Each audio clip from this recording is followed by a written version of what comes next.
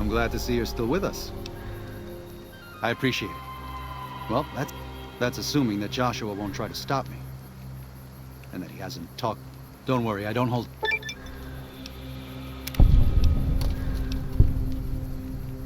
It may be.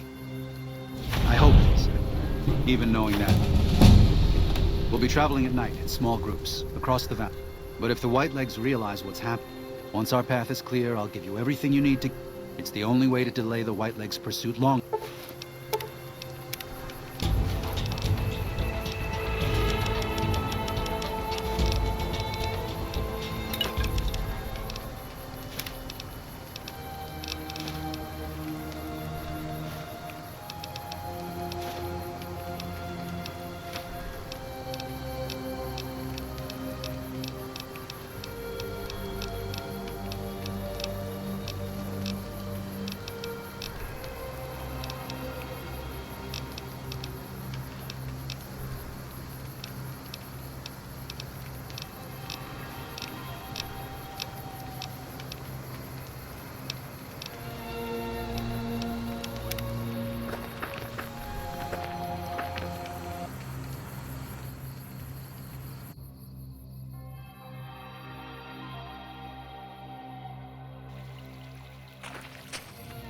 Daniel must have made it to the tunnel by now.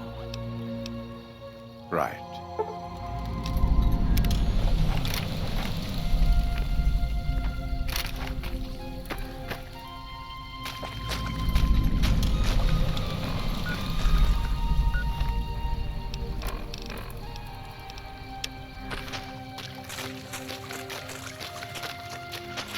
Somebody told me a nest of death.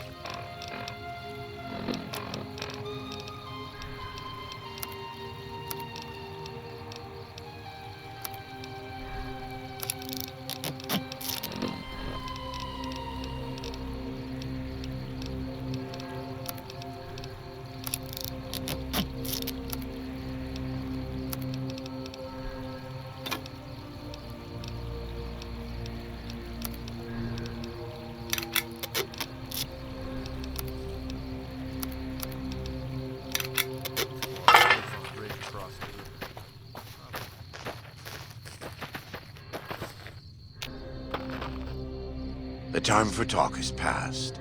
The Lord's work must be done.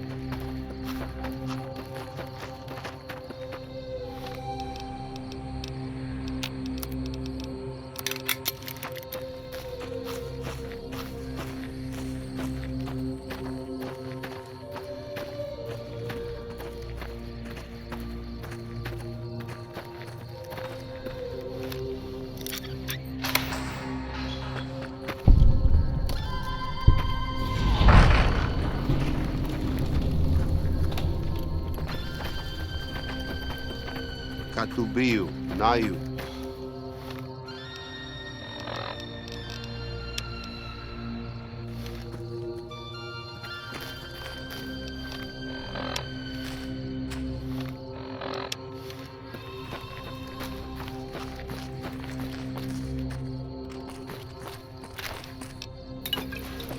I told you about the motel my parents own, right? My mom does most of the cooking.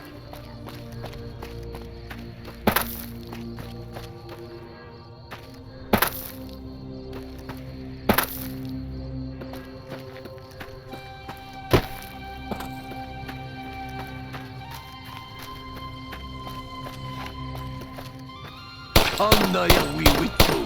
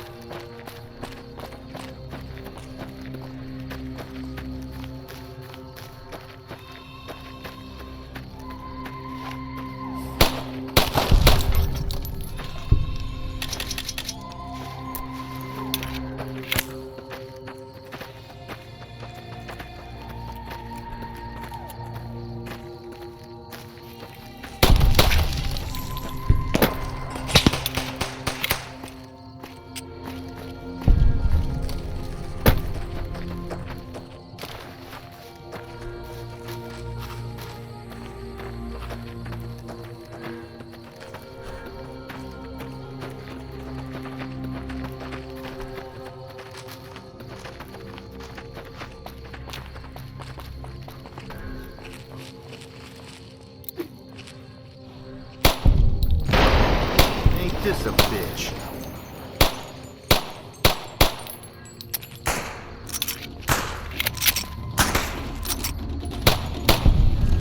Take it!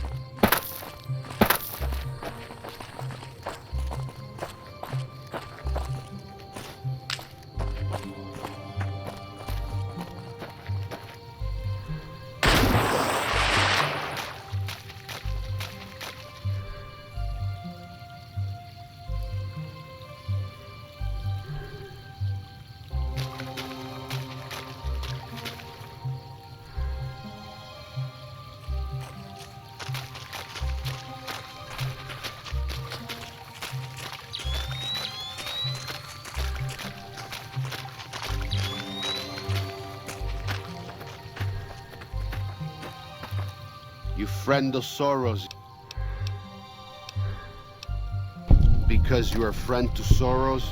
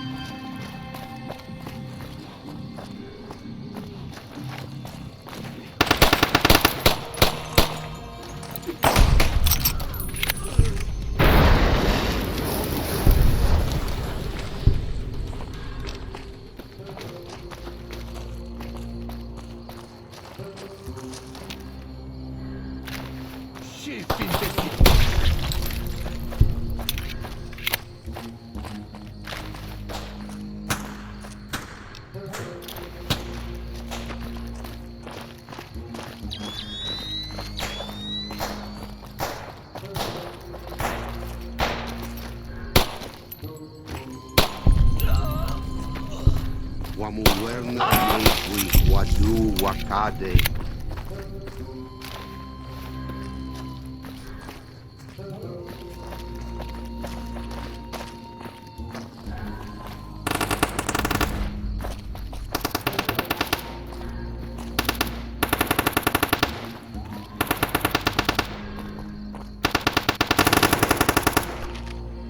Foolish outman.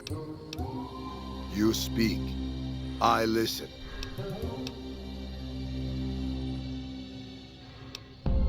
I go. Put him down.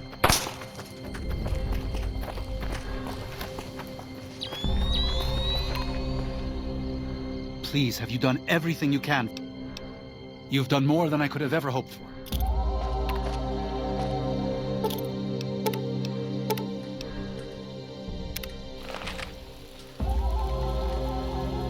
I don't understand the fuss over Sunset sarsaparilla. Tastes like rancid fruit to me.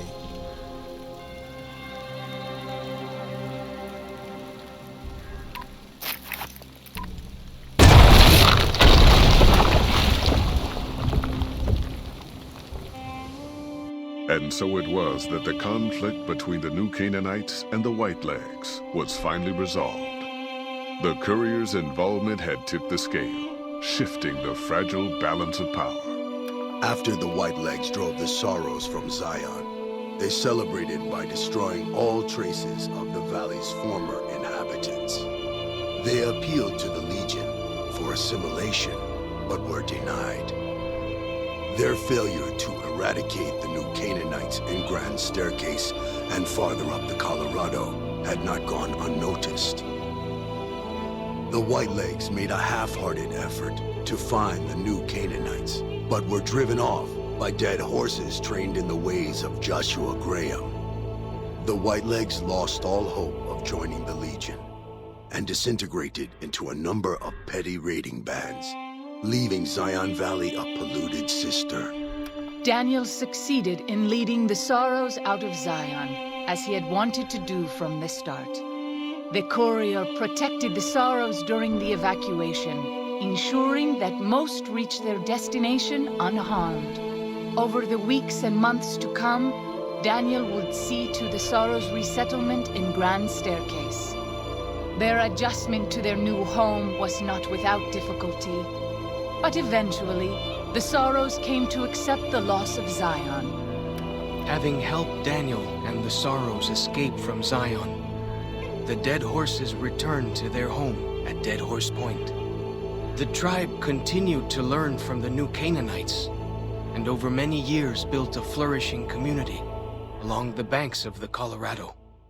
Though the tribe's bond would endure, it was Joshua Graham's legend the Dead Horses would revere, not the tenets of New Canaan's faith. Already weakened by several seasons of bad trading, the Happy Trails Caravan Company was initially discouraged by the results of its expedition. The fate of New Canaan and the evacuation of the Sorrows from Zion made the prospect of trading seem fruitless. When Daniel told his family about the exploits of Happy Trails employee the courier, however, New Canaan decided to repay the company's kindness. Twice per year, New Canaanites made the dangerous journey west to trade with a company in the city of New Reno. The Happy Trails Caravan Company could not survive on such trading alone, but the New Canaanites' generosity made tough times go easier. Follows Chalk took the courier's words to heart and decided that he would behold the sights and sounds of distant lands with his own eyes and ears. After returning to Dead Horse Point, he quarreled with his family and other tribe members about his ambitions. One morning, they awoke to discover that Follows Chalk had set off alone, westward, into the wilderness. He was never seen again. Waking Cloud was distraught when she learned of her husband's death, but took comfort from her tribe and the compassion of the New Canaanites. She forgave Daniel for having concealed her husband's fate from her, and learned to accept his fate. When her grief faded, she took a husband from the Dead Horse tribe. At her bidding, he stayed close to home. After leading the Sorrows from their home in Zion to safety in Grand Staircase, Daniel continued to wonder if he'd made the right choice. He spent his life evangelizing the beliefs of his people to a new generation of young men and women, as his ancestors had for centuries before him. He was happy with his family. But for the rest of his life, there were nights when he awoke with sadness to find he had been dreaming of Zion. And with that, the courier walked out of the history of the tribes of Zion and back to the gathering storm of the Mojave Wasteland.